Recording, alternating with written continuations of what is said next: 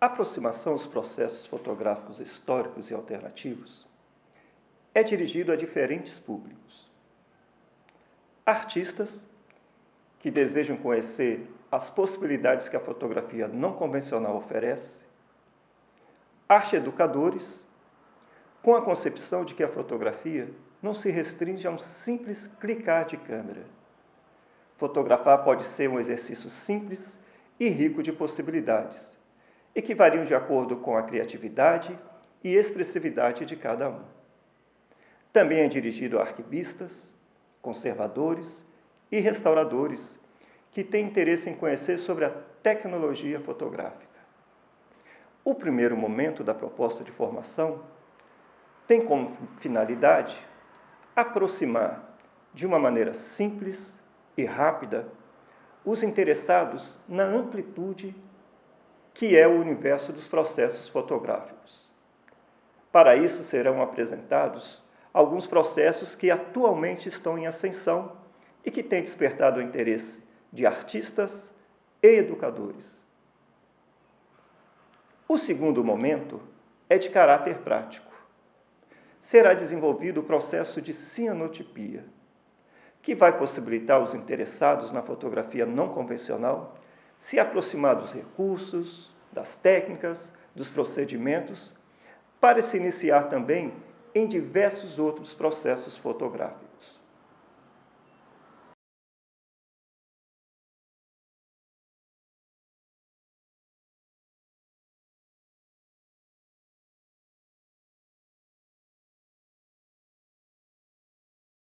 Os processos fotográficos narram a própria história da fotografia, com suas práticas, materiais e técnicas, que resultam em imagens de variados suportes, cores, formas de apresentação, entre outras peculiaridades.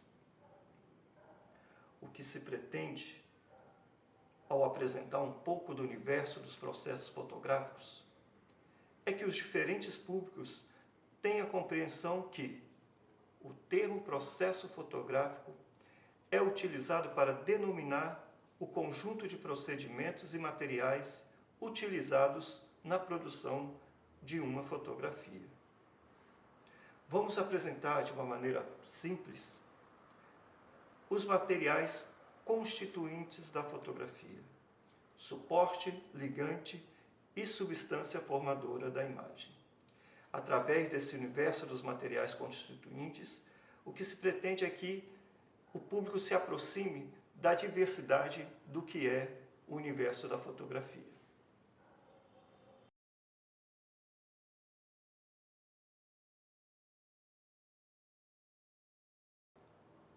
Como exemplo de processos fotográficos com suporte metal, vamos apresentar o daguerrotipo e o ferrotipo.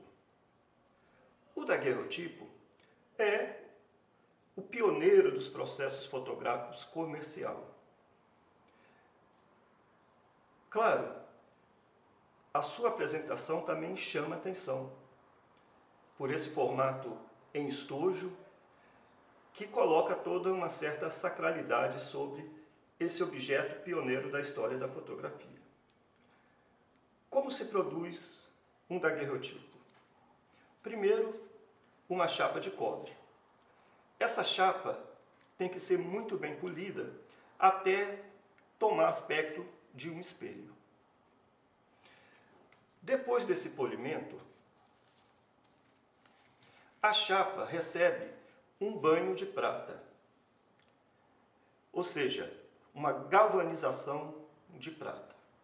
Essa chapa galvanizada com prata vai ser exposta ao vapor do iodo, ao vapor do bromo, colocado na câmera fotográfica, feita a exposição da fotografia, ela volta para ser revelada no vapor de mercúrio. A imagem do daguerrotipo é espelhada justamente por causa do polimento. Então, às vezes, nós precisamos mover o estojo ou colocar sobre a imagem um papelão, um plástico preto, para que ele quebre o reflexo da imagem. O ferrotipo, ele vem no desenvolver da história da fotografia, sequencialmente ao daguerrotipo. Ele é uma possibilidade de uma imagem mais econômica, de mais acesso à população. O que chama atenção no ferrotipo é justamente o material do qual ele é feito, o tipo de metal que serve como suporte. Diferente do daguerrotipo, que é uma chapa de cobre, depois banhada com prata, se trata simplesmente de uma lata. Uma lata, um metal de baixa qualidade. Por isso é comum se encontrar nos ferrotipos ferrugem e uma deteriorização da área da imagem, justamente por causa do desgaste do metal, que é um metal, vamos dizer, de pouca qualidade. O ferrotipo tem diversas apresentações, inclusive em estojo como o daguerrotipo. Ele também pode vir com acabamento em papel, formando uma espécie de moldura. Vou apresentar aqui para vocês um ferrotipo contemporâneo, né? Se percebe que o formato é bem maior do que os tradicionais ferrotipos que nós encontramos pela história da fotografia. Então, isso é um ferrotipo contemporâneo e vocês podem perceber que até o metal é um metal um pouco melhor do que aqueles utilizados na fotografia original dos ferrotipos antigos. Bem, isso então são exemplos de fotografias que vão ter o metal como suporte.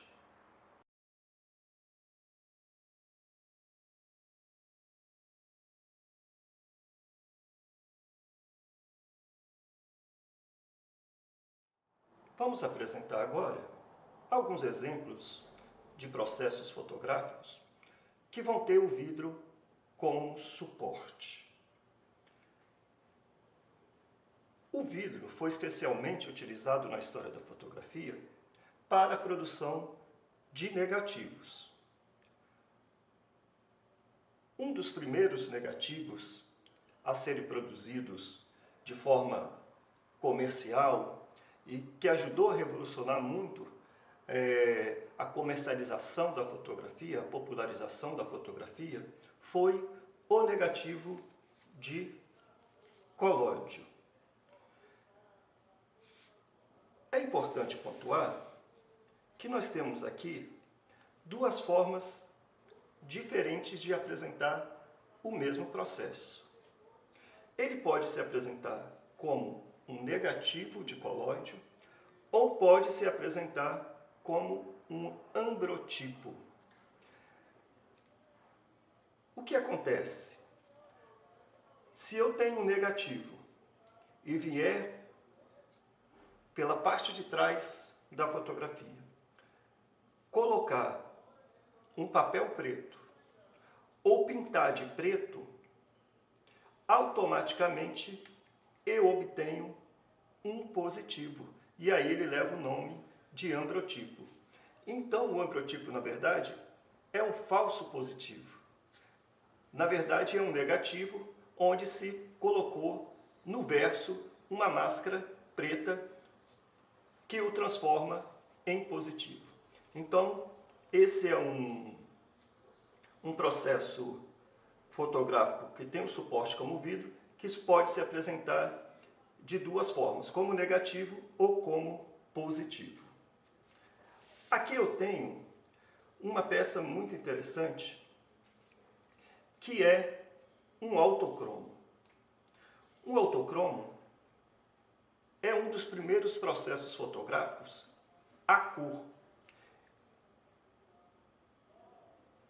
e que vai ter na sua composição pigmentos orgânicos. Ele se apresenta de várias formas. e tamanhos, é muito comum encontrar autocromos produzidos para o uso em visores estereoscópicos. Aqui eu tenho um negativo de vidro de gelatina de prata por revelação. Os anos 30, 40, 50, esse tipo de negativo foi muito utilizado. Foi um negativo que praticamente ganhou o mercado de fotografia. Ele já é um negativo industrial, ele vinha já de uma fábrica, enquanto que o negativo de colóide era produzido pelo próprio fotógrafo. Aqui nós temos uma outra peça interessante em vidro, que é um slide de lanterna mágica. É um positivo. E é muito interessante porque o slide de lanterna mágica teve diferentes usos. Para diversão, para aulas, para conhecer outras civilizações. Então, o mercado, durante muito tempo, os anos 20, 30, isso foi um material muito utilizado. Então, aqui temos um slide de lanterna mágica, que é um positivo em vidro. Bem, esses são alguns processos que têm como suporte o vidro.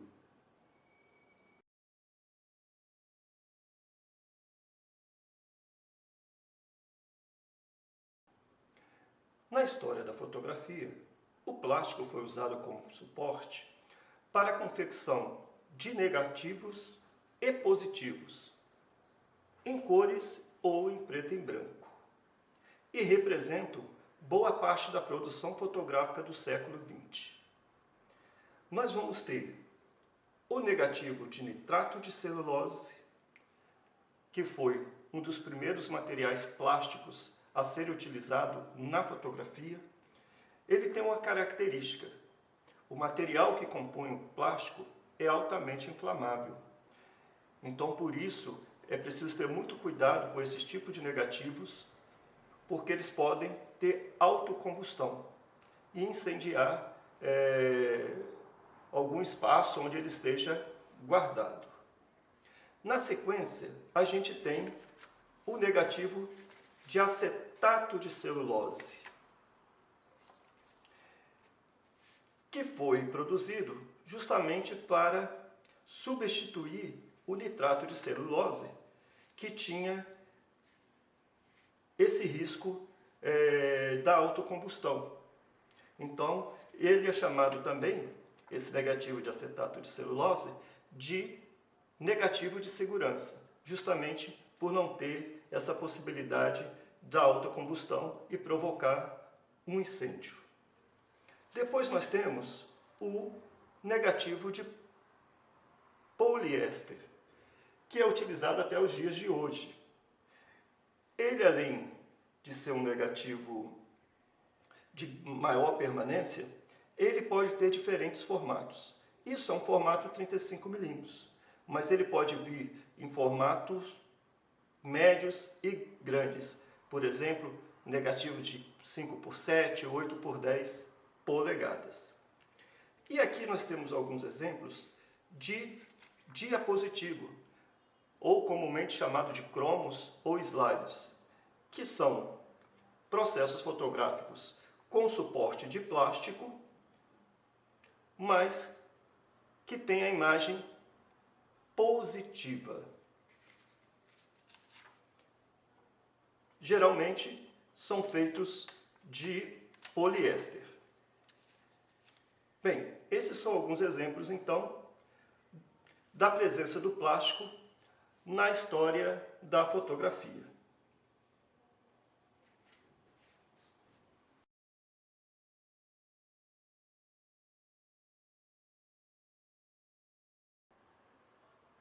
Um elemento constitutivo dos processos fotográficos importante é o ligante, ou aglutinante.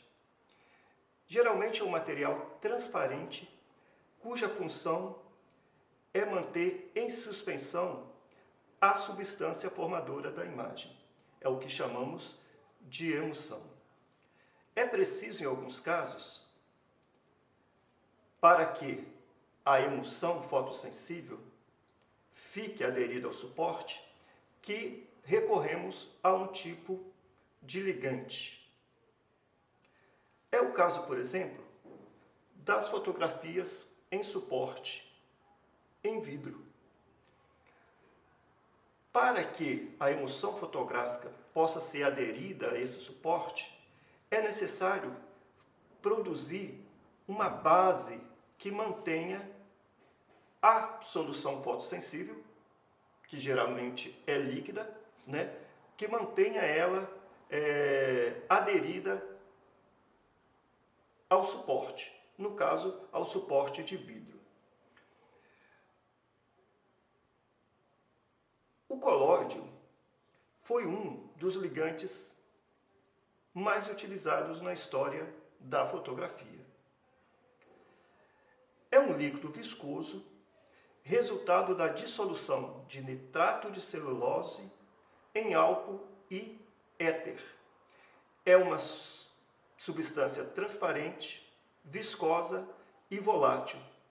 Foi utilizado em vários processos fotográficos, nos ambrotipos, nos ferrotipos, no colóide por impressão direta. Então, esse líquido viscoso e transparente era aplicado sobre o suporte. No caso aqui, nós temos um ambrotipo que tem o suporte de vidro e sobre esse vidro foi colocado esse líquido viscoso que é o colóide e aí depois colocado sobre ele a solução sensível. E aqui nós temos uma fotografia em papel que o ligante também é o mesmo colóide utilizado no ambrotipo.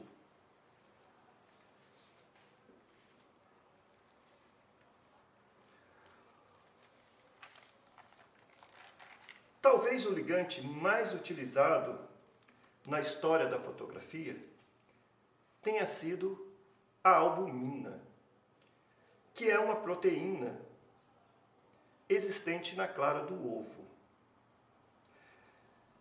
A albumina foi utilizada como ligante em negativos de vidro e mais tarde foi utilizada como ligante no papel fotográfico.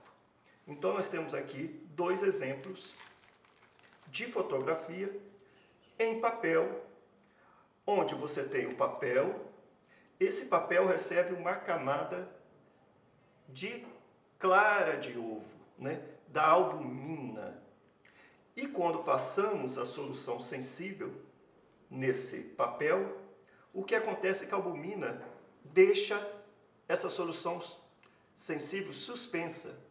Ou seja, ela não entra para dentro do papel, né? O papel não absorve essa solução sensível. Ela fica em suspensão aqui no papel. Então, esse aqui é outro exemplo de uma albumina.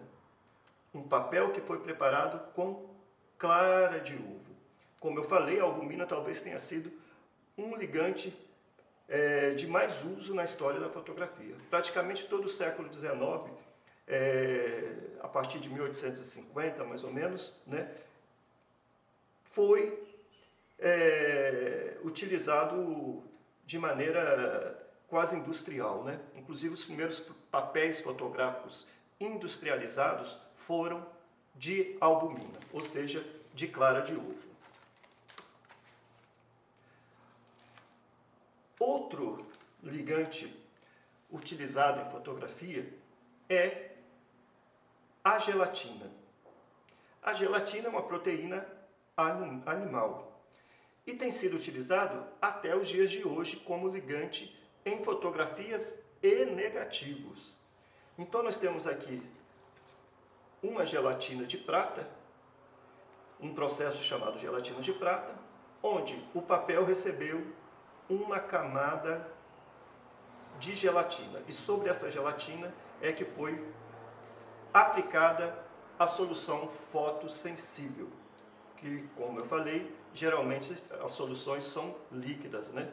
Então, a gelatina, como deixa ela suspensa, não deixa ela penetrar no papel. Aqui temos outro exemplo de uma fotografia onde o ligante é também a gelatina. Bem, então esses são os 3 ligantes mais comuns em fotografia: a albumina, o colóide e a gelatina, que é utilizado até os dias atuais.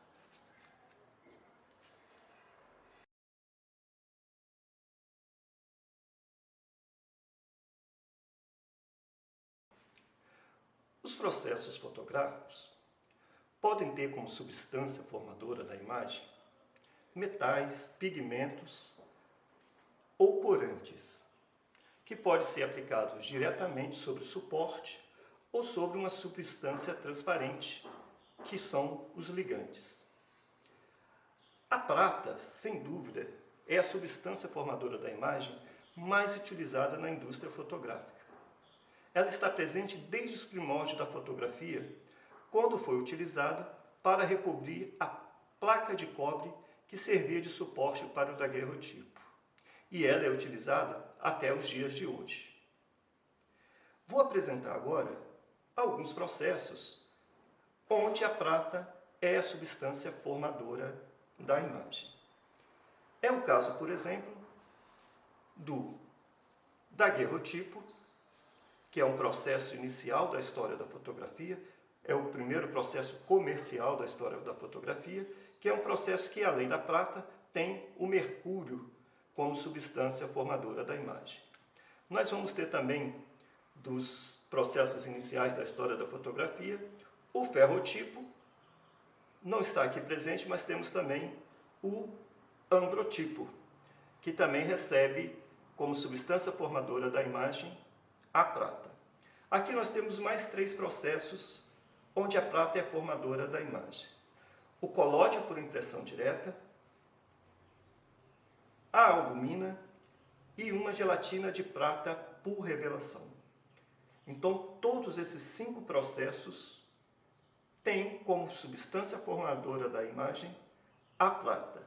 Naturalmente, esses 5 processos são apenas um exemplo desse universo onde a prata está presente.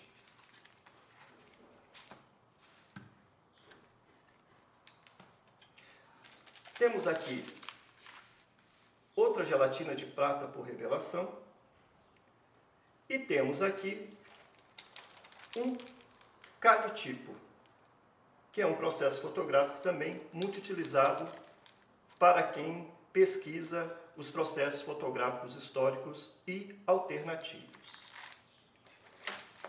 Existem também processos fotográficos onde a substância formadora da imagem são sais férricos. Alguns utilizam sais férricos considerados nobres, como é o caso da platina e do paládio. Então nós temos aqui uma cianotipia, original de época, né? É uma cianotipia no formato cartão postal, que é do início do século XX. Bem, ela é produzida e quando vocês acompanharem o processamento da cianotipia, vocês vão se aprofundar um pouco mais nesse processo. A substância formadora da imagem são sais férricos. No caso da cianotipia, é o citrato férrico amoniacal, que é um citrato, que é uma substância férrica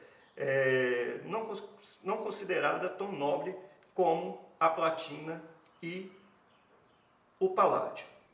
Aqui nós temos 2 exemplos do processo fotográfico onde a substância formadora da imagem é a platina, que, como já foi dito, é considerado um sal férrico nobre.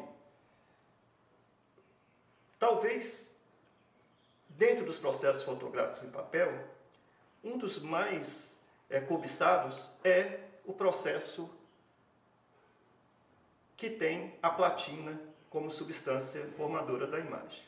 O único problema é o preço elevado, né, dessa substância para se produzir esse tipo de fotografia. Então nós temos aqui uma platina de época e temos aqui uma platina contemporânea.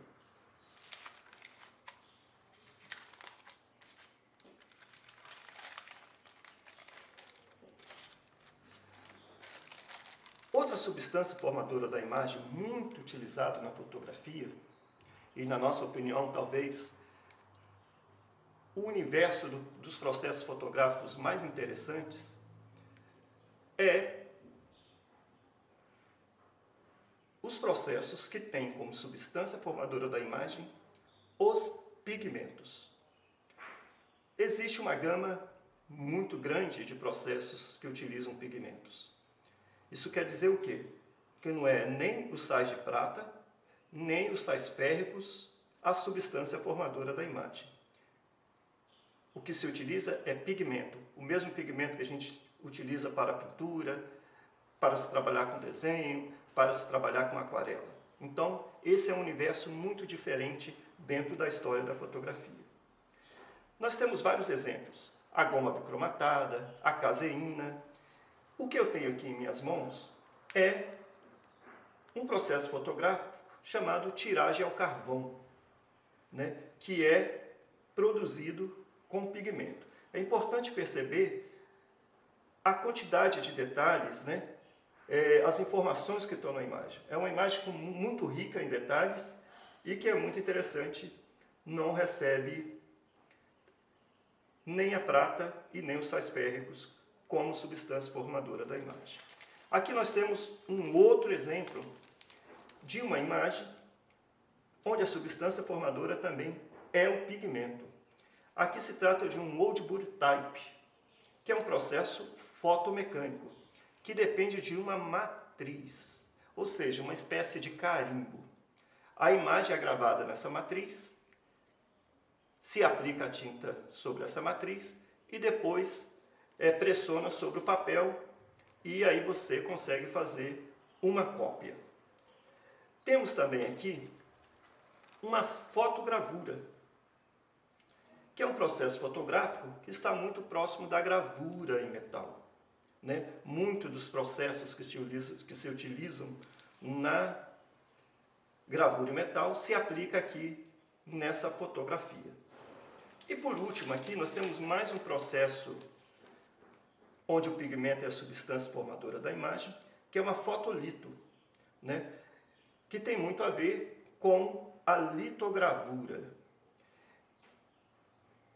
Esse processo pode se utilizar de uma pedra litográfica ou de uma chapa de metal dessas que se utilizam para impressão em gráfica. Além desses processos, nós vamos ter a goma bicromatada, a caseína e uma outra quantidade muito interessante de processos que se utilizam do pigmento.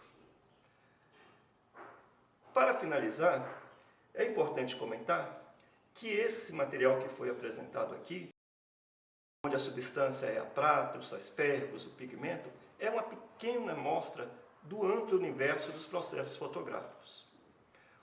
O Luiz Nadeau, que é um pesquisador da fotografia, produziu uma enciclopédia dos processos fotográficos. E ele catalogou mais de 500 maneiras de se fazer fotografia. Então, isso para dizer o quê? Para aqueles que estão interessados no universo amplo de expressão que pode ser a fotografia, para aqueles que trabalham com patrimônio fotográfico e para aqueles que trabalham com arte e educação, nós podemos encontrar uma diversidade de processos fotográficos para ser utilizado de forma muito criativa e muito inteligente nos diferentes universos de trabalho. Então, isso é um pouco sobre os processos fotográficos históricos e alternativos.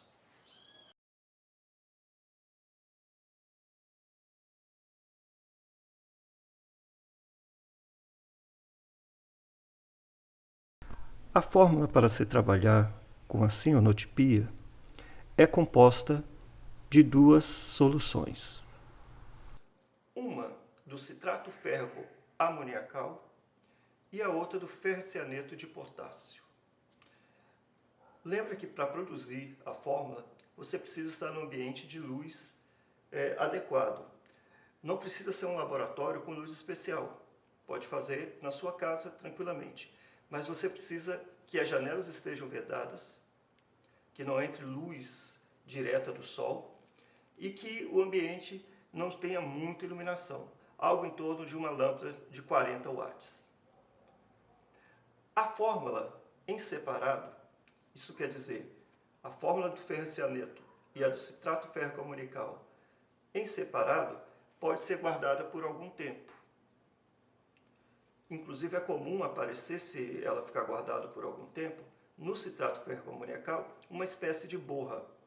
Isso não quer dizer que a solução estragou. Simplesmente você usa um filtro de papel e faz a filtragem da solução do citrato férrico e pronto, já pode ser utilizado de novo. Existem dois tipos de citrato. O citrato férrico amoniacal marrom e o citrato férrico amoniacal verde.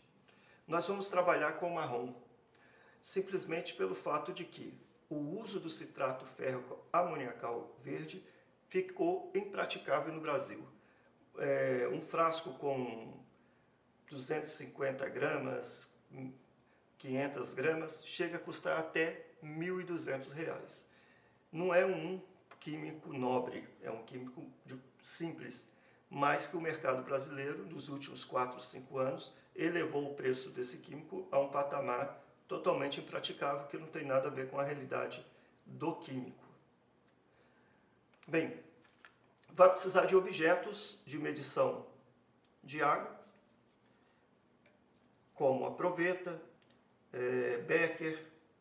Lembrando que se você não tiver nada disso na sua casa, não se preocupe, faça tudo utilizando uma seringa para medição, ok? Normalmente com 3 seringas você dá conta de fazer todo o processo, que seria uma para medir a água destilada e as outras duas para medir as duas soluções do citrato férrico amoniacal. Uma balança é de suma importância. Essa é uma balança que pesa gramas. Então é uma balança muito simples. Em camelôs, esses sites de vendas, Mercado Livre ou LX, você encontra facilmente uma balança dessa.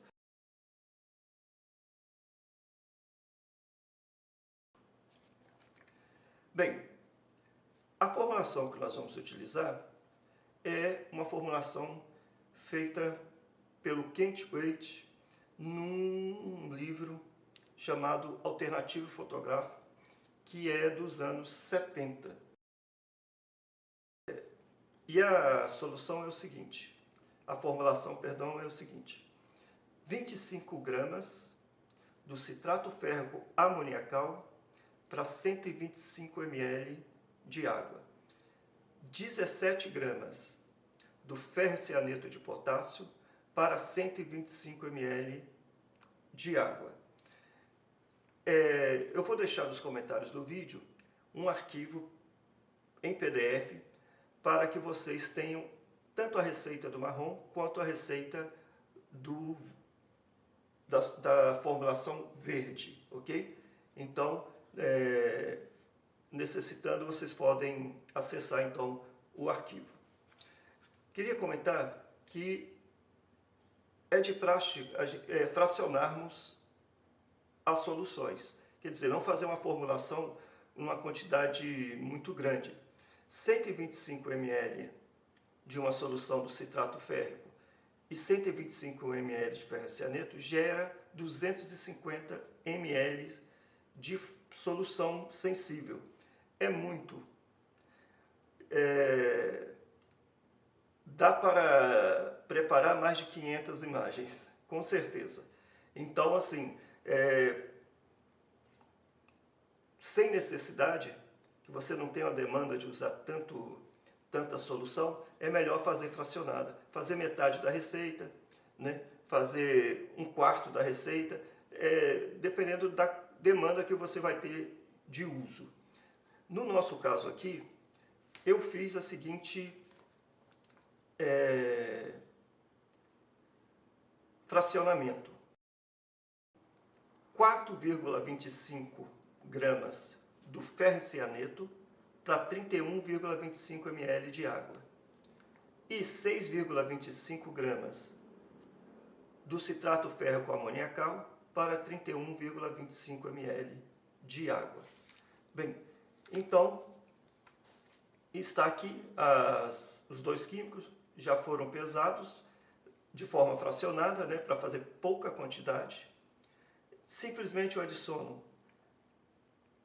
a quantidade de água respectiva ao citrato e ao ferricianeto, que são medições iguais, e já está pronto. É de praxe você ter 2 frascos para guardar as duas soluções em separado. Pronto, realizamos então a produção das soluções para a produção da cianotipia. O próximo passo é mesclar as duas e aplicar sobre um suporte.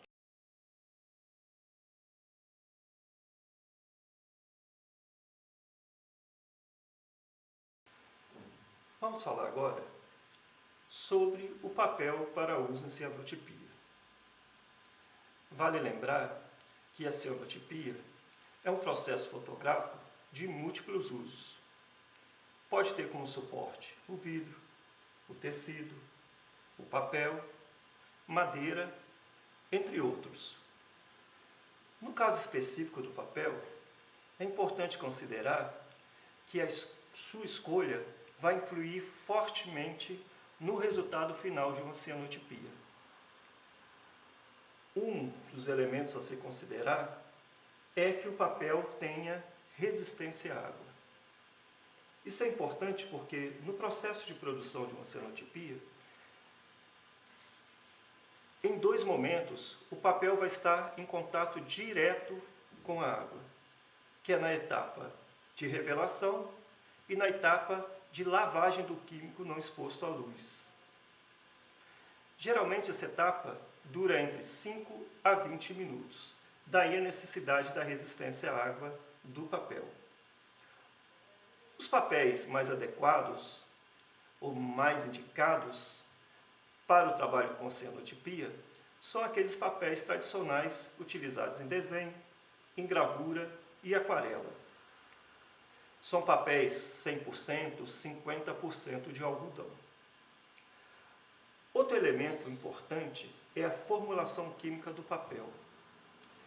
A formulação química do papel influi em 3 coisas importantes. Uma é a permanência da imagem. Isso quer dizer o quê? Que um papel que tem na sua formulação químicos agressivos, com o tempo acaba atacando a imagem e fazendo com que a imagem perca contraste e perca detalhes. Outra coisa é a qualidade do tom do azul. Normalmente o que se espera numa cianotipia é que ela tenha tons escuros, ou seja, tons de azul escuro, de azul denso. E muitas das vezes a formulação química do papel não permite chegar nesse tom de azul de máximo escuro. A formulação química do papel influi também no contraste da imagem. Muitas das vezes você tem uma química de boa qualidade, um negativo de boa qualidade, executa o processamento, a exposição de maneira correta, mas não consegue o contraste desejado na imagem. Muitas das vezes, a responsabilidade dessa falta desse contraste está justamente na qualidade do papel. Os papéis mais convencionais e mais utilizados são, por exemplo, o Montival, o Canson, o Hahnemann e o Fabriano, que são papéis que têm um universo amplo de gramatura, de textura e de cor. Comento também sobre o uso do tecido. Assim como no papel, é importante que o tecido seja 100% de algodão. Não quer dizer que você não possa usar outros tecidos para produzir uma cenotipia, mas que a utilização do tecido de algodão resulta melhor em contraste e resulta melhor também no tom de azul, né? Nesse tom de azul mais denso se consegue com o tecido de algodão. O que também se pode realizar para se escolher um papel para se trabalhar com cianotipia é fazer um teste com tiras de papel para saber que tom de azul é possível conseguir com determinado tipo de papel. Eu vou colocar aqui como exemplo essas duas tiras.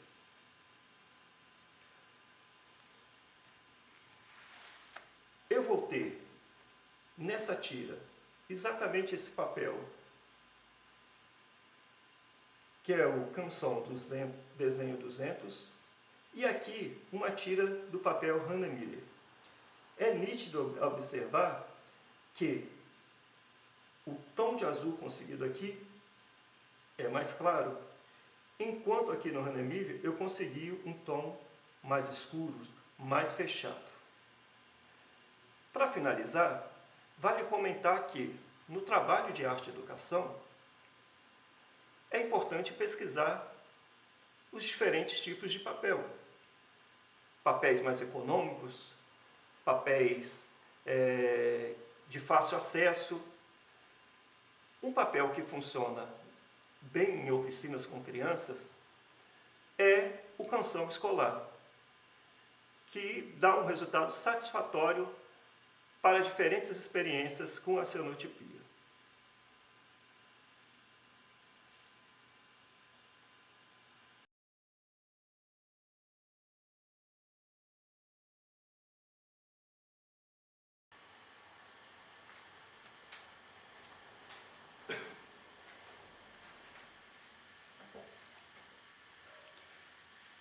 Eu vou comentar agora com vocês sobre um elemento muito importante no trabalho com os processos fotográficos alternativos, que é o negativo.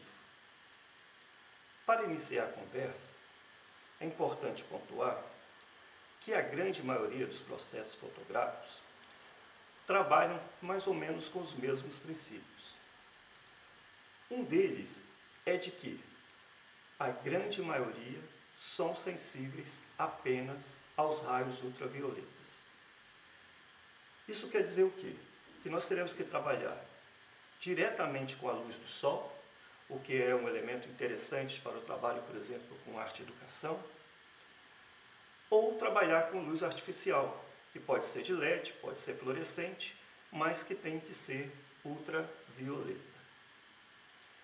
Essa particularidade coloca uma imposição. É necessário realizar a cópia fotográfica por contato. O que significa isso? Que eu preciso ter um papel onde eu coloquei uma emulsão fotográfica, uma solução fotossensível, e eu tenho que vir com um negativo, colocar diretamente sobre esse papel e levar à luz. Bem,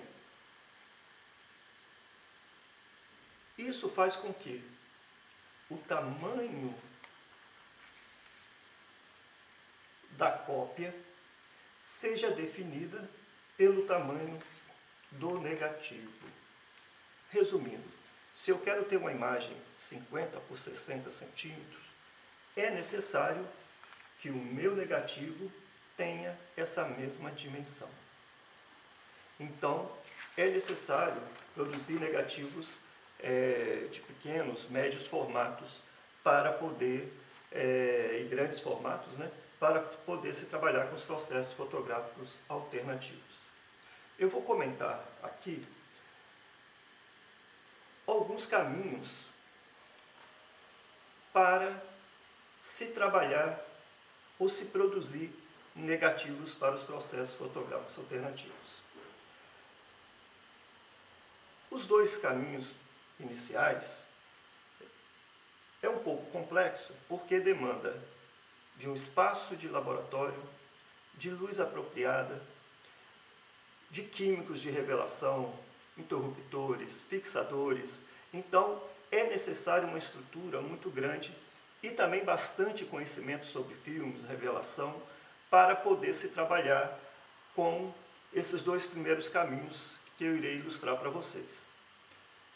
E depois entraremos numa alternativa muito mais próxima, muito mais acessível para se trabalhar com crianças, para se iniciar na pesquisa, enfim.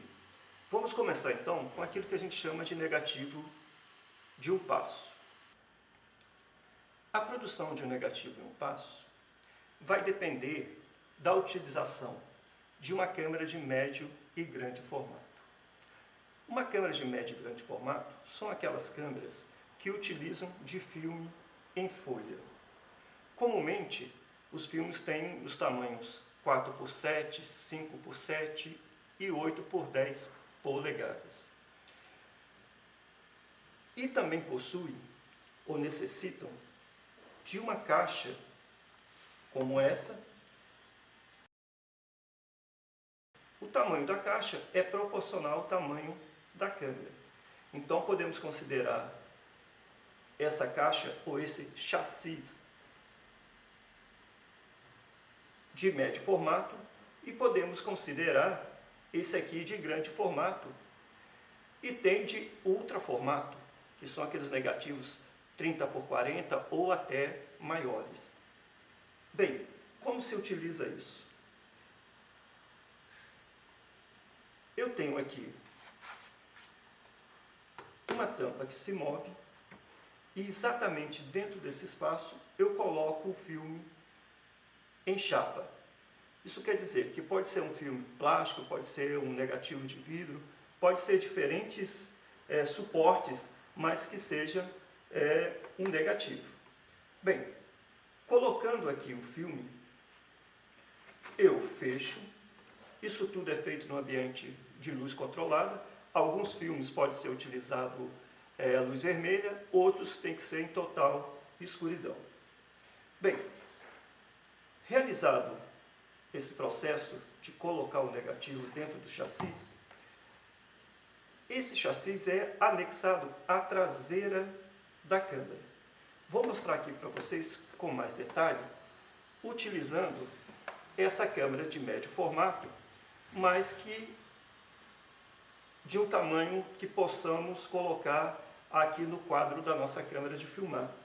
Só comentando com vocês que, por exemplo, a câmera desses chassis não caberia aqui dentro desse espaço do plano da filmagem.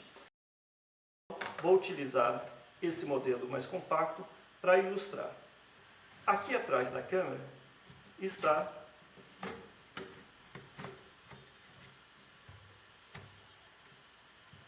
o chassi. Então, vai no ambiente de luz controlada, coloca o filme aqui dentro, fecha.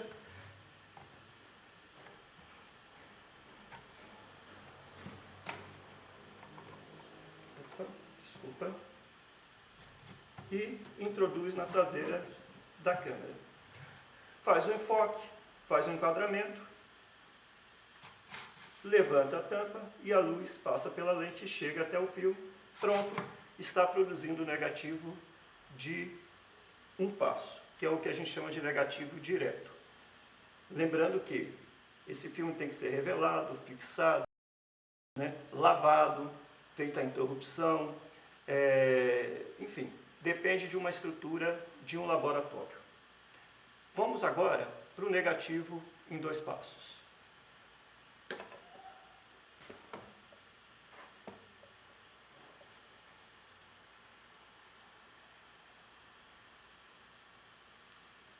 no negativo em 2 passos, eu vou precisar trabalhar da seguinte maneira. Primeiro eu tenho que produzir um negativo. Nesse caso aqui, nós estamos trabalhando com um negativo de 35 milímetros. Depois eu necessito de um outro filme, que nesse caso é um filme ortocromático ou um filme litográfico.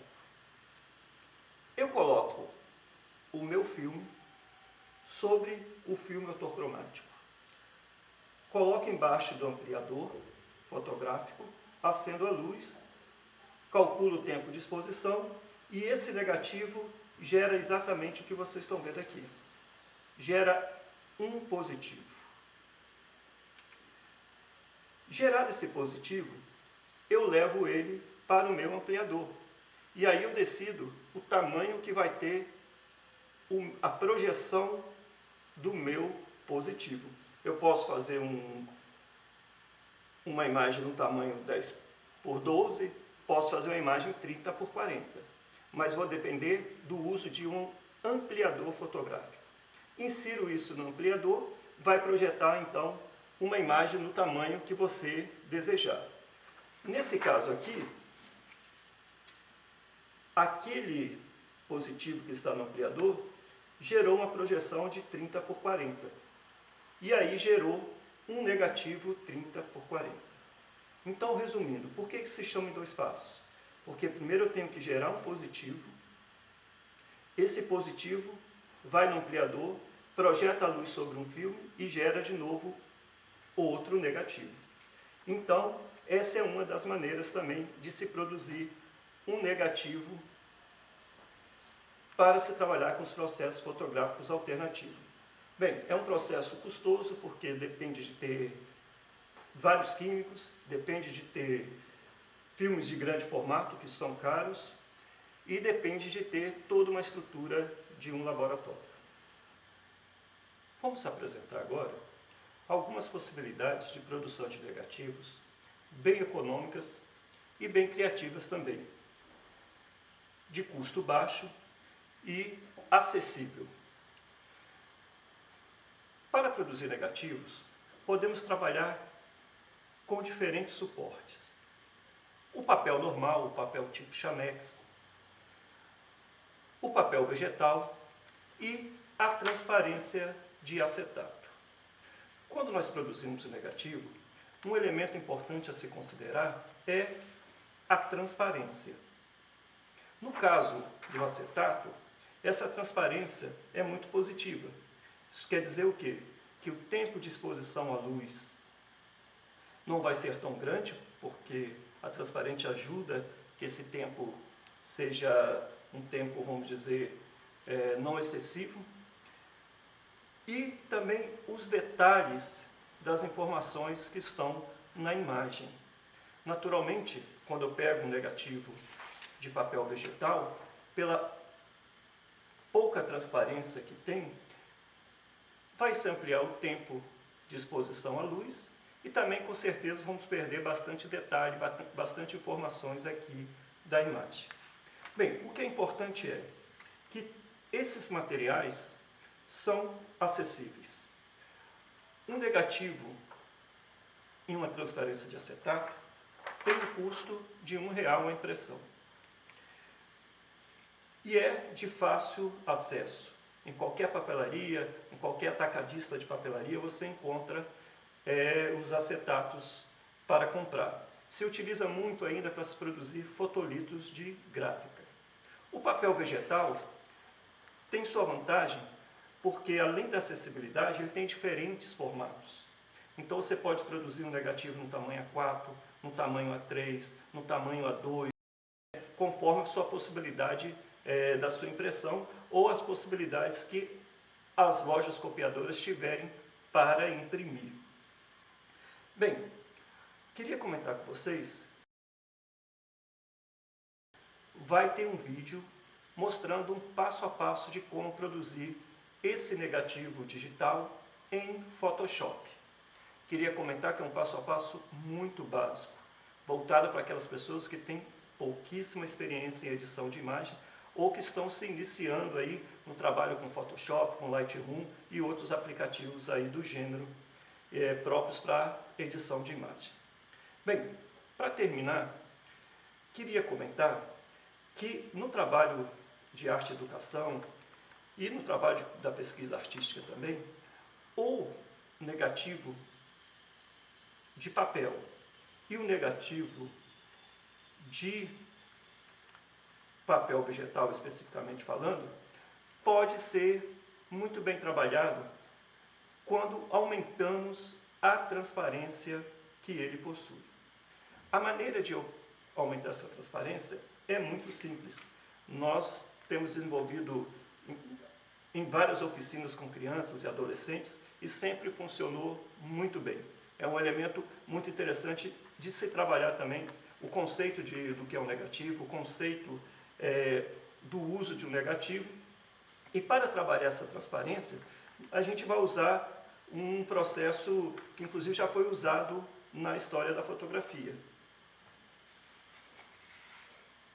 Nós pegamos um negativo impresso em chamex, impresso em papel vegetal, simplesmente utilizamos óleo como o óleo de rícino, que pode ser encontrado em qualquer farmácia, ou ainda uma alternativa muito mais simples, muito mais em conta e de muito boa eficácia, que é trabalhar com óleo de cozinha.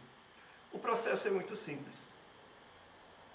Unta o algodão com o óleo de soja, de girassol, aquele que você tiver em casa, e aplica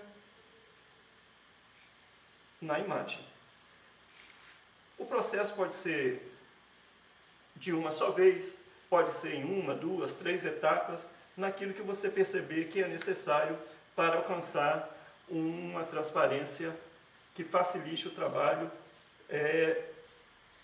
de exposição à luz e também de trazer os detalhes, as informações contidas na imagem. Bem, realizado o processo, basta colocar para secar o negativo e já pode ser utilizado. Como comentei, na sequência então, vem um passo a passo de como produzir esse negativo digital em acetato, em papel vegetal ou até mesmo em papel chamex. Por favor, então, acompanhe a sequência.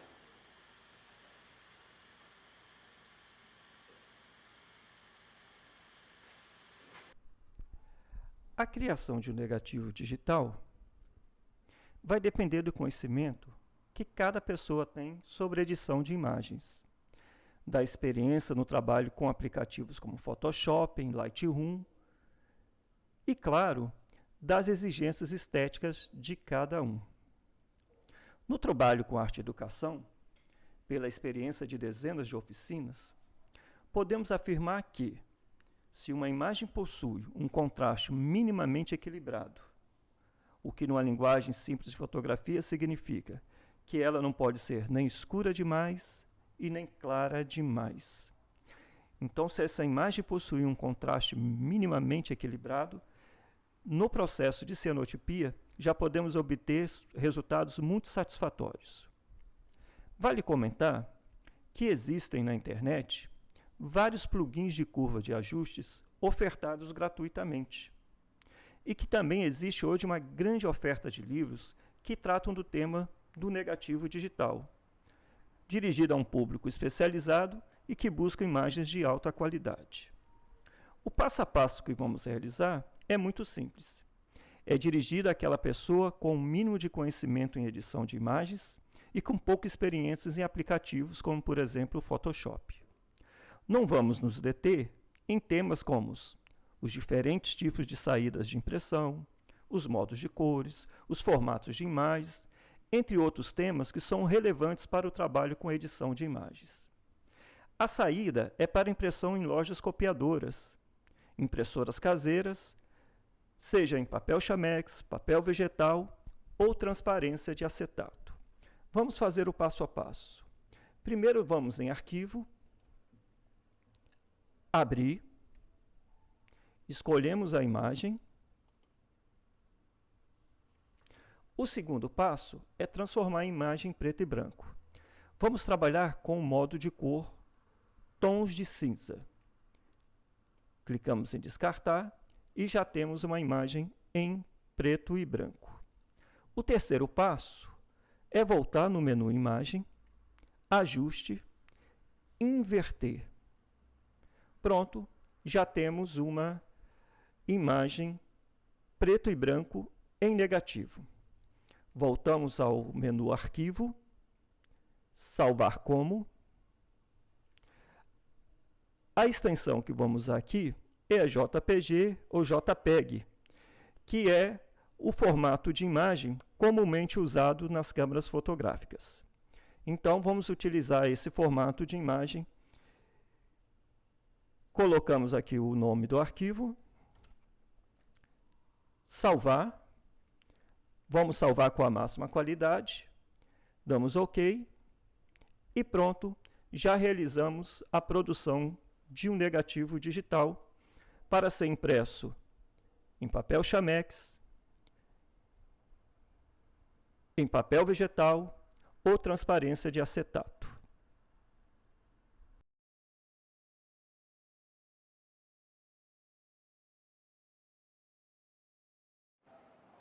A maioria dos processos fotográficos históricos alternativos, especialmente aqueles com suporte em papel, necessitam de um equipamento que é a prensa de contato. Esse é um equipamento importante porque, como já comentamos ao falarmos do negativo, a técnica que se usa na grande maioria dos processos fotográficos é a técnica de cópia por contato. Ou seja, colocar o negativo sobre um papel com uma emulsão fotográfica e expor à luz. Bem, a questão é que não basta simplesmente colocar o negativo em cima do papel com a emulsão sensível. É necessário fazer uma pressão para que o negativo tenha realmente um contato direto com a emulsão. Quando isso não acontece, quando essa pressão deixa de acontecer, é que a imagem final vai perder informações do negativo. E na maioria das vezes vai aparecer com um aspecto borroso. Bem, existem vários modelos de prensas, de contato, e eu vou mostrar aqui para vocês um modelo caseiro que funciona muito bem e também de baixo custo. Bem, o que nós vamos precisar para produzir uma prensa de contato? Grampos de papel, de preferência grandes, né? Porque eles são fortes e funcionam ajudando a pressionar o vidro e a madeira que compõem a prensa de contato. Bem, vou precisar de uma madeira. Importante comentar que essa madeira não necessita ser de uma espessura grossa, né? Pode ser de uma espessura mais fina, meio centímetro, alguma coisa por aí. O importante é que ela seja rígida. Também pode substituir por um cartão rígido, né? Um papelão rígido funciona também muito bem para se fazer uma prensa de contato. Já perceberam que essa madeira é dividida ao meio e que as dobradiças unem, né, esses dois pedaços de madeira.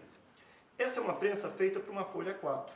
Então, uma folha 4 é 29,7 por 21 centímetros. Então, ela tem um pouco mais, ela tem 22 por 31, né, para que a folha caiba de maneira certinha aqui na prensa. Bem, então, uma madeira, um cartão rígido. As dobradiças podem ser substituídas por uma fita, né? Até uma fita crepe comum, né? Boa, com resistência, pode ser posta aqui, e importante é que você consiga fazer esse movimento com as duas partes da madeira. Bem, vamos precisar também de uma espuma. Essa tem 1 centímetro de espessura. Não é obrigado que seja de 1 centímetro, mas tem que, entre meio e 1 centímetro já funciona bem. Muito fininha também não atende à necessidade e ao uso da prensa de contato. E vou precisar de um vidro. Bem, o vidro há que se tomar alguns cuidados. Um vidro de 2 milímetros, 3 milímetros, que é os comuns que a gente usa em moldura, que a gente tem nas vidraças da casa e tudo mais, não é recomendável, porque eles se quebram muito facilmente. Então, em especial para quem vai trabalhar com arte-educação, né? Então não usar vidros muito finos. Esse vidro aqui tem uma espessura entre 4 e 5 milímetros, né? Então, além de ser um vidro rígido assim, ele também é pesado. Então, ele já ajuda na função de fazer pressão do negativo sobre o papel. Vamos mostrar agora, então, realmente qual é a função da prensa. Bem, primeiro passo é colocar o papel com a emulsão. Lembrando que o que vocês estão vendo aqui já é um papel processado, aqui já está a imagem, né? A emulsão, quando ela não está processada, ela vai ter uma cor num tom amarelada, que na parte das fórmulas e da aplicação sobre o papel, vocês verão então a emulsão no seu estado ainda sem receber luz. Bem, colocado aqui então o papel com a emulsão, eu venho e coloco o negativo. E sobre eles eu coloco o vidro. O próprio vidro já faz uma pressão. Poderia até realizar o processamento simplesmente com a imagem assim, só com a pressão do vidro. A questão é que nós precisamos acompanhar o processamento da cianotipia. Precisamos ver se o tempo de exposição à luz já está correto, se demanda ainda mais tempo, e a prensa é o instrumento para isso. O que fazemos agora? Já colocamos o negativo, o papel e colocamos os grampos. É importante que nos grampos laterais, né, que ele seja posto de maneira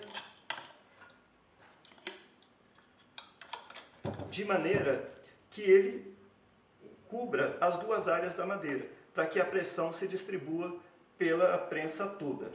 E depois a gente usa um grampo em cada extremidade da prensa.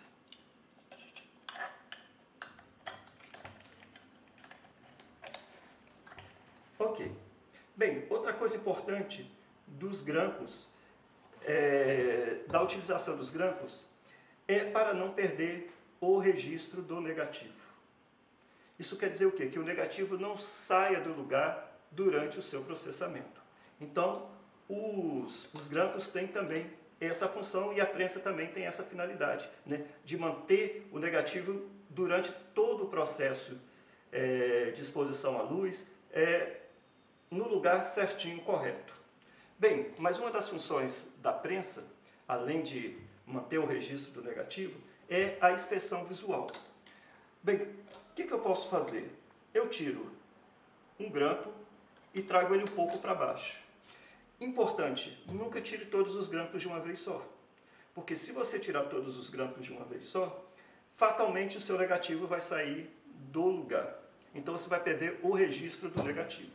Então é importante você, um por um, pronto.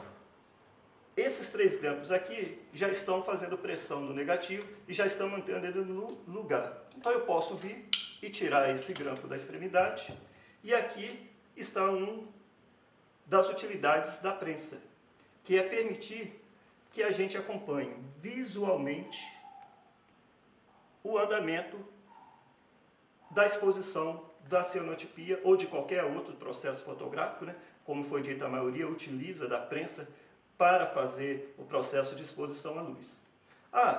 Posso usar naturalmente os 2 lados. O que é importante é, depois que terminou a inspeção, volta com o grampo todos para o seu devido lugar, para que a pressão sobre o vidro, sobre o negativo e sobre o papel ocorra de maneira uniforme. Pronto, finalizado. Aqui está a nossa prensa. Lembrando que você pode substituir, especialmente no trabalho com crianças, o vidro pelo acrílico e pode substituir a madeira por um papelão rígido. Até os grampos podem ser substituídos, por exemplo, por grampo de roupa. Bem, então fechamos aqui a nossa conversa sobre a produção de uma prensa de contato.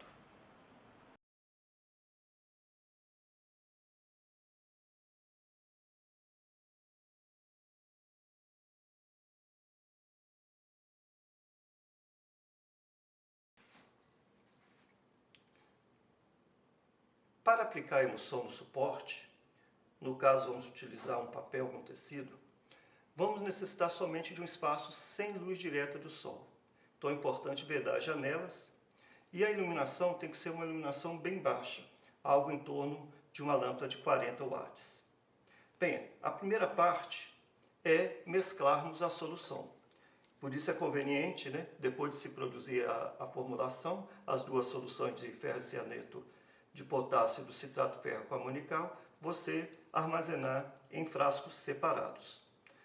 Bem, vamos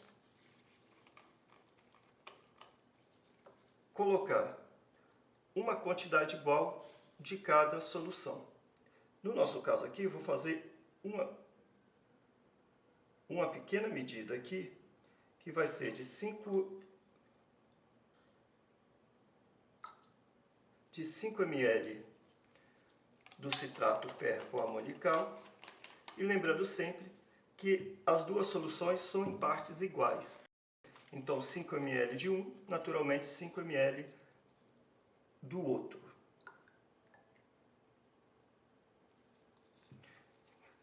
Bem, eu já faço a mesclagem direta porque tenho prática de fazer.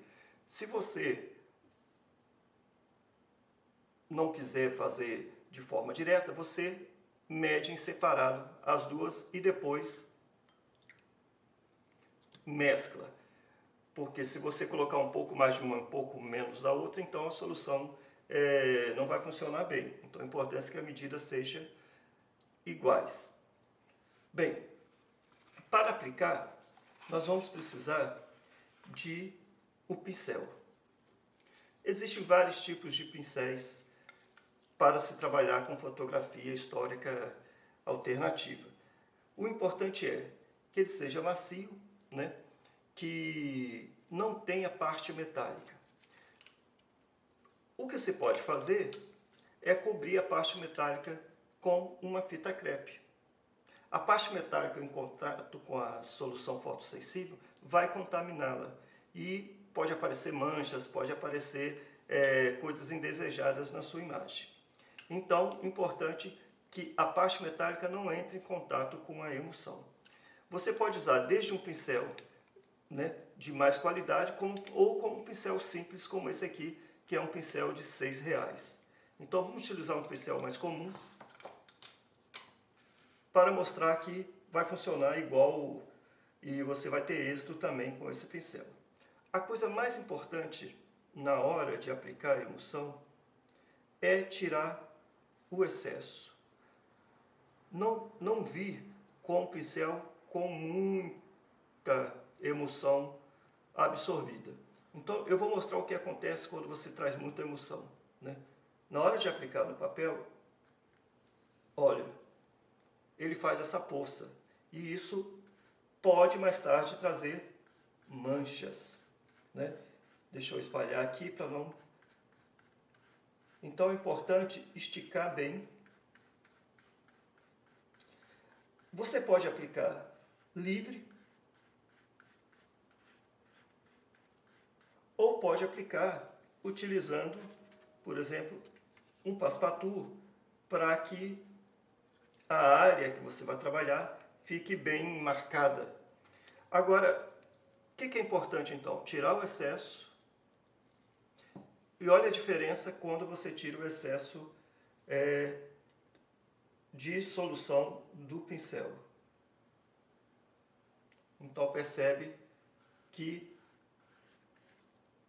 não faz aquelas pequenas poças, né, de emulsão, que é importante porque geralmente aonde acontece muito de ter uma quantidade maior de emulsão, pode aparecer manchas.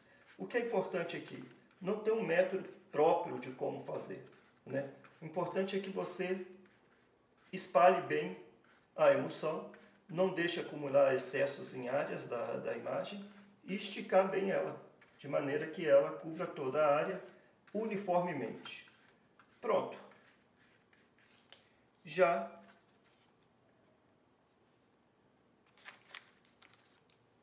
aplicamos a emulsão numa folha de papel. Bem, o que é importante é o seguinte, essa folha pode secar de forma natural, num ambiente escuro, ou você pode vir com um secador de cabelo e adiantar o processo de secagem. A secagem é bem rápida, né? Para quem está trabalhando com arte e educação, com crianças e tudo mais, você com um pequeno secador, rapidamente ele seca e já dá para ser utilizado no trabalho com as crianças. Bem, então está aqui a aplicação sobre o papel. No caso do tecido, o que é importante? Colocar um suporte por baixo de papel, porque o tecido absorve muita emulsão. E, naturalmente, vai atravessar o tecido e vai para o suporte que você está utilizando aí, sua mesa, enfim. Então, o que é necessário? Usar alguma coisa absorvente para absorver o excesso de emulsão aplicada no tecido. No tecido, já é um pouco mais complicado de se esticar a emulsão, porque ele absorve rapidamente a emulsão. Então, olha, é um momento que não tem muito o que fazer, a não ser vir esticando, né? Percebe que se absorve muito a emulsão, né? E vir aplicando. Não tem grandes mistérios, é a mesma aplicação do papel. A única questão é que a absorvência do tecido é muito maior, gasta mais emulsão e normalmente o que vai acontecer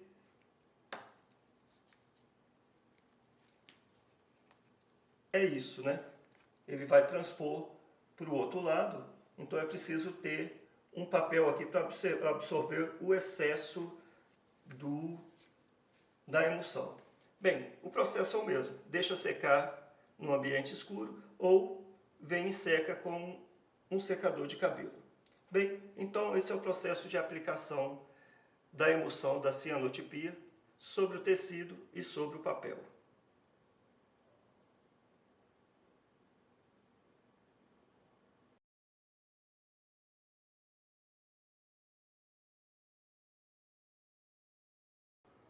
Como é comum em fotografia, é necessário calcular o tempo de exposição à luz para se obter uma imagem com qualidade.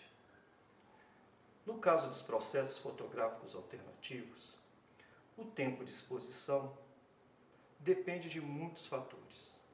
O tipo de papel, o contraste do negativo, se a luz é do sol ou artificial, o tipo do químico.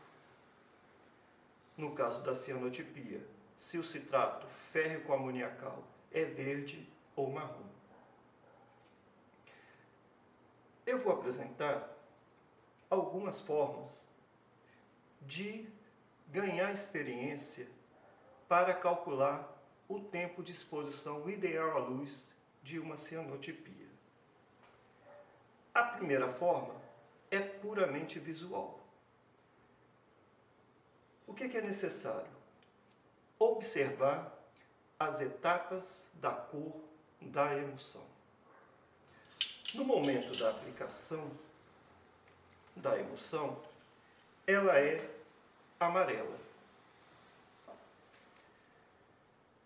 Depois de um tempo de exposição à luz, ela vai ganhar um tom esverdeado escuro. E logo depois, ela vai caminhar para um tom acinzentado. Esse tom cinza indica que os sais férricos que foram expostos à luz já sofreram a sua ação, indicando assim o fim da exposição à luz da imagem. Uma outra coisa a se considerar na hora de calcular esse tempo de exposição à luz de forma puramente visual é que a cianotipia deve ser realizada com um ponto de exposição. Isso quer dizer que a exposição deve passar do ponto onde a imagem parece correta. Quando você for examinar sua imagem na sua prensa de contato e ver que ela já tem informações de textura e densidade de cor ideal, ainda não é o momento de interromper a exposição à luz. Se a imagem não passar do ponto, lá no processo de revelação e lavagem, ela vai perder contraste, textura e densidade da cor. Então, isso é um outro elemento a se observar, que sempre a cianotipia terá que passar um tempo a mais de exposição. Para um maior controle de tempo de exposição à luz, é possível lançar mão de um recurso que é a prova de tempo. Para produzir a prova de tempo, é necessário uma tira de papel emulsionada. Depois de seca, nós vamos traçar sobre essa tira de papel várias linhas horizontais com um espaçamento em torno de 3 centímetros. Depois, em cada área marcada do papel, nós vamos anotar o intervalo de tempo, que pode ser de 2 em 2 minutos ou de 5 em 5 minutos. No caso dessa tira, o intervalo de tempo é de 5 em 5 minutos. Então, eu tenho o meu primeiro tempo, que é o 0, o segundo tempo, que é o 5, o terceiro, que é o 10, e assim sucessivamente. Importante pontuar que o primeiro tempo, o primeiro intervalo de tempo, tem que ser o 0. Outro detalhe importante para o bom funcionamento da prova de tempo é que eu tenho que utilizar o mesmo material do qual é feito o meu negativo. Se o meu negativo é de acetato, utilizar então uma tira de acetato. Se for de papel vegetal, uma tira de papel vegetal. Então nós vamos colocar o material do nosso negativo sobre o papel emulsionado com os intervalos marcados.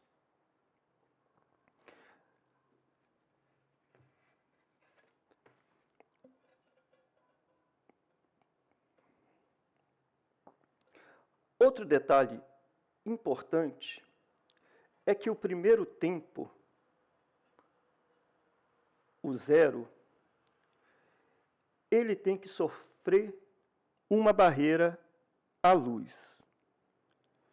Então, é necessário proteger o primeiro tempo da prova de tempo. Ele não pode receber nenhum tipo de luz. Somente depois de colocar um papel cartão ou um plástico para proteger essa área do primeiro intervalo de tempo, é que podemos levar, de fato, a prova de tempo para a luz. Bem, protegido o primeiro intervalo de tempo, colocamos o vidro sobre a tira e agora sim podemos expor a prova à luz. Bem, o intervalo é de 5 em 5 minutos. Então, passado o primeiro 5 minutos, eu ando com o cartão que estou usando como barreira para a luz. Passado mais 5 minutos, caminho mais um pouco com o meu cartão. E assim sucessivamente, até fazer toda a escala da prova de tempo. Depois de processado, então, essa prova do tempo,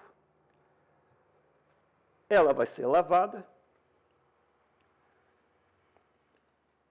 E aí, nós vamos ter que interpretar essa prova. A interpretação da prova de tempo passa do seguinte raciocínio: observar em que área da prova o tom de azul não sofre mais alteração. No caso dessa tira, ou seja, dessa prova de tempo, é a partir dos 25 minutos que o tom de azul não mais se altera.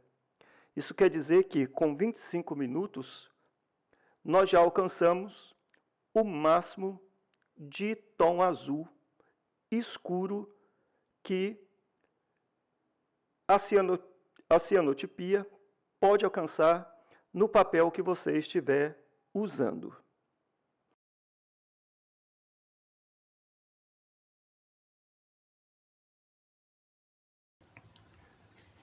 No processo de cianotipia, o que chamamos de revelação é, na verdade, um processo de lavagem dos sais férricos não expostos à luz. A cianotipia é um processo denominado impressão direta, ou seja, produz uma imagem visível por exposição direta à luz, sem necessidade de revelação química. O processo de lavagem é muito simples.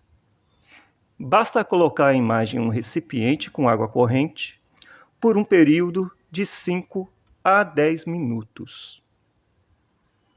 Nessa etapa, é importante observar que toda a química não exposta à luz, que vai ter uma coloração amarelada, se elimine por completo.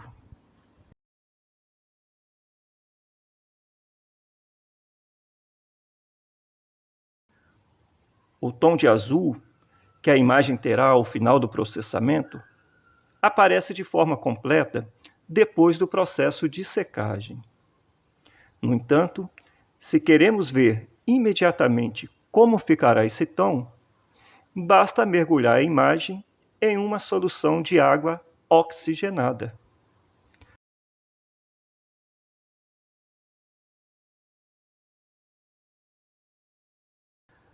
A solução é 1 litro de água,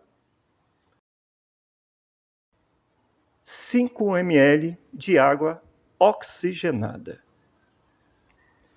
Com a solução pronta, basta inserir a imagem, que a intensificação do tom de azul e do contraste é imediato. Após imergir a imagem na solução de água oxigenada, é importante lavar de novo, ao menos por um período de 8 a 10 minutos. O objetivo dessa proposta de formação foi aproximar os participantes das diferentes formas de se relacionar com a fotografia como expressão, contribuindo para ampliar o olhar sobre essa linguagem. Almejamos que algumas pessoas tenham encontrado subsídios para sua pesquisa artística, o trabalho de arte e educação e o trabalho com patrimônio fotográfico e sua conservação. Não perdendo de vista que, em fotografia, o que mais conta é a invenção do olhar, e não os recursos tecnológicos que se usam. Muito obrigado.